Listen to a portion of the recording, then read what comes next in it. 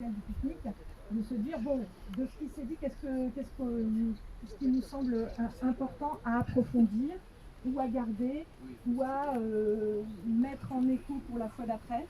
Donc ça, voilà, ça sera un petit temps d'assemblée qui clôturera. Qui normalement vous a été distribuée. Et sinon, je pense qu'il en reste quelques-uns.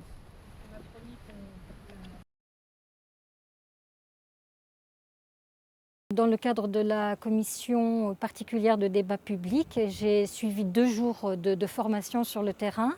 Et là, au terme de ces 2 journées, ma réflexion est de dire que ce projet qui est intéressant au point de vue de l'énergie renouvelable, oui, ne prend jamais en compte la notion de l'économie d'énergie, de la sobriété énergétique. Et moi, je suis frappée de voir que tel que les choses se présentent, ça va être un paquet de plus d'énergie que l'on va additionner à tout ce qui existe comme source d'énergie, mais sans en contrepartie imaginer des réductions sous quelque forme que ce soit. Donc il y a plein d'initiatives qui sont prises pour dépenser moins d'énergie, mais je ne vois rien de concret dans le cadre de la mise en place de ce projet colossal qui nous invite à réfléchir et à créer des ruptures avec nos modes de fonctionnement d'aujourd'hui. Si c'est du plus pour du plus, allez, on y va. On va encore consommer ces quantités de mégawatts et puis après, demain, on ne change pas. On continue à fonctionner comme hier. Ça ne peut pas marcher. Comment voulez-vous qu'on ait confiance ? Moi, je n'ai pas confiance dans ce projet par rapport à son rôle dans le cadre de l'urgence climatique. L'urgence climatique nous fait comprendre que si on met en place de nouvelles énergies renouvelables, il faut qu'en face, automatiquement, on ait autant de réduction d'énergie consommée. Et de dire que ce projet... et du coup, ce que je me dis, c'est que là, les journées sont très intéressantes avec beaucoup d'experts, des personnes très qualifiées, etc. Mais ce que je vois, c'est le décalage. C'est un gouffre entre ce projet et tous ces experts et puis le citoyen lambda que je suis. Une fois que le projet est mis en place, que les éoliennes sont mises en place, il continuera à appuyer sur le bouton pour avoir son électricité sans se poser aucune question. Il devrait exister un plan de formation national de façon urgente pour sensibiliser l'ensemble de la population et l'inviter à créer des ruptures dans son mode de fonctionnement, mais ce sont des ruptures qui ne sont pas forcément violentes, qui ne sont pas forcément synonymes d'inconfort, pas du tout, au contraire, même dans certains cas. Donc c'est ça qui manque, c'est le gouffre qu'il y a entre les deux, le peuple, la société et tous les experts qui mettent en place ce projet.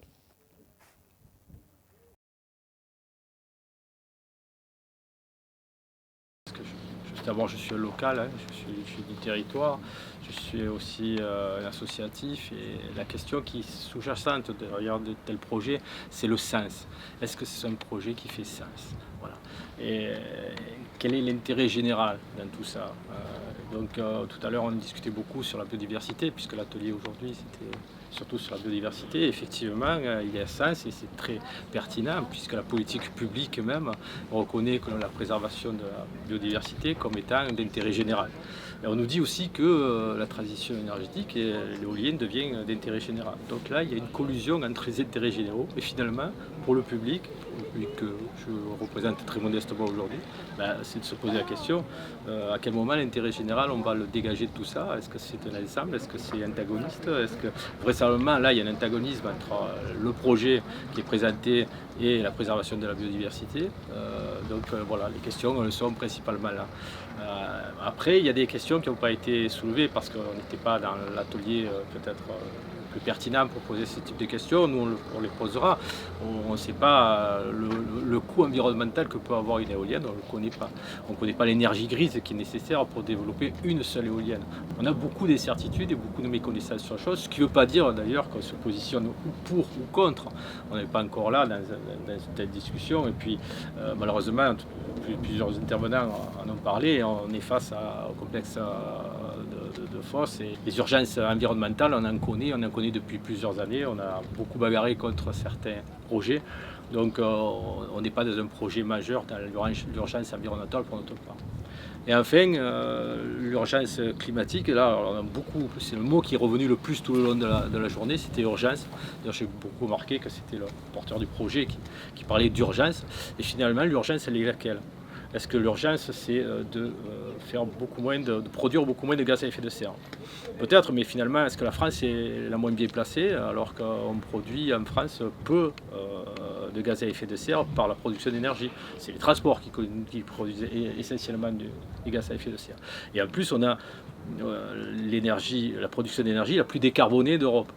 Donc ça ne fait pas sens dans la discussion. Il n'y a pas une logique dans ce qu'on dit. Voilà. Alors, est-ce que c'est de remplacer le nucléaire? Là, c'est encore autre chose.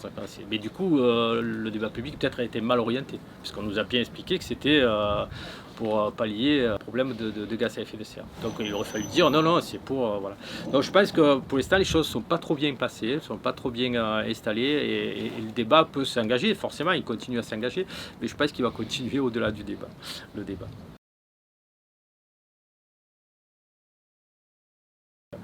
À chaque fois qu'il y a de nouveaux projets, on a une étude environnementale qui est faite, une étude d'impact, dite d'étude d'impact, qui est faite en amont. Et chaque fois, elle apporte de nouvelles connaissances. Et chaque fois, elle est discutée ou elle n'est pas discutée ou elle est remise en question. Alors que si on disposait sur un lieu comme ici, qui est particulièrement fragile et particulièrement fragilisé par l'industrialisation. Si on disposait d'une structure qui soit reconnue par tous, ça c'est la difficulté, mais à laquelle tous pourraient participer, environnementalistes bien entendu, qui dispose d'un fonds commun en permanence sur les connaissances et qui s'enrichissent en permanence sur les connaissances environnementales. Alors du coup, on économiserait pas mal de temps en études et on aurait un aspect environnemental que tout le monde partage. Tout le monde aurait la même perception et du coup on pourrait beaucoup plus facilement discuter. Alors là, on discute chaque fois sur les productions de données, parce que rien que la production de données en connaissance, elle est litigieuse parfois. Et bon, c'est possible en plus, hein, parce que chacun ici fait, il y a énormément d'entreprises, et chacun fait son petit suivi, chacun fait alors il y a quelques suivis qui sont mutualisés, mais ils sont mutualisés par intérêt, ils ne sont pas mutualisés pour... Moi je trouve que c'est super. Ben, super. Super.